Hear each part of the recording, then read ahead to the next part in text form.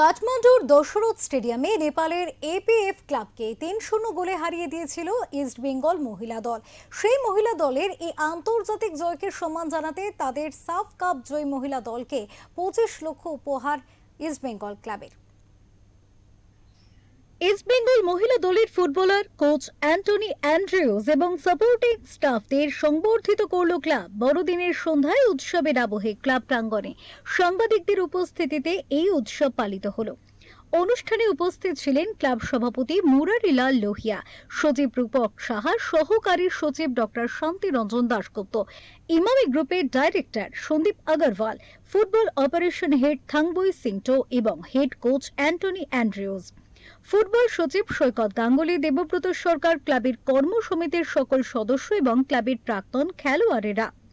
মহিলা ফুটবলারদের এমন আকাশচুম্বী সাফল্যের স্বীকৃতি স্বরূপ তাদের হাতে তুলে দেওয়া হয় ক্লাবের তরফে ২৫ লক্ষ টাকা।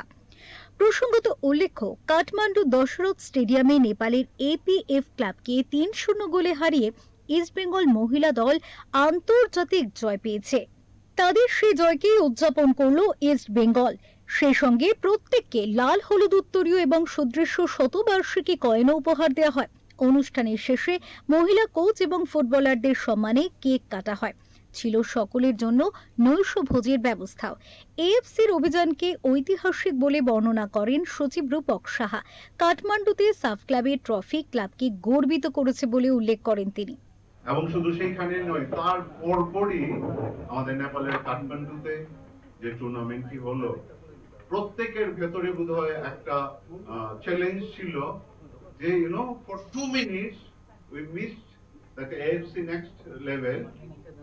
সেটাকে আমরা সামহাউ আমরা কতটা উপযুক্ত, কতটা তৈরি, কোচ আমাদের জন্য কতটা করেছেন, সেটা দেখানোর একটা তাগিদ প্রত্যেকের ভেতরে I am sure it was there. এবং যেটা হয়েছে সেটা ইতিহাস, that is history. East Bengal Club is the first team ইন্ডিয়াতে যাদের মেন্স টিম এবং উইমেন্স টিম দুজনেরই ইন্টারন্যাশনাল ট্রফি ক্যাবিনেটে আছে। সভাপতি মুরারিলাল লোহিয়া ক্লাবের এই ফুটবলারদের কীর্তিকে উচ্চাঙ্গে তুলে ধরে বলেন, দেল মাঙ্গে মোর। ইমামি কর্তার সন্দীপ আগরওয়ালের বক্তব্য, ফুটবল নিয়ে উৎসাহ থাকলেও ফুটবল নিয়ে উৎসাহটা যথেষ্ট থাকলেও এর সম্পর্কে তেমন সম্যক ধারণা তার ছিল না। তবে সাফল্যের স্মরণীতে দলের ঠিকানাকে নিশ্চিত করতে তিনি সর্বতোভাবে পাশে থাকার অঙ্গীকারকে পূর্ণ করেন বলে জানান। অধিনায়ক ফজিলার গলাতেও ছিল ট্রফি জয়ে তৃপ্তির সুর। এক কথায় মেয়েদের এই জয় ইস্ট বেঙ্গল ক্লাবের মুকুটে অন্যতম রত্ন যোগ করল।